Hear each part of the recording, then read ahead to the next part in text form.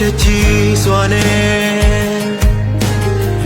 ဝေဖွာခဲ့ရနှထောင်ဖွာရင်နဲ့ဖြစ်ပြုံးပန်းမြောက်ဝေရင်ကြောင့်ဖြစ်စေအမောင်ညာများဆုံးမရတဲ့မိကမိသားစုထမင်းဝိုင်းလေးမှာပဲဒါကဆိုတဲ့ဆိုပေမဲ့လည်းအမေရဲ့မြေတာအော်နာခံစေဒီရင်ထဲ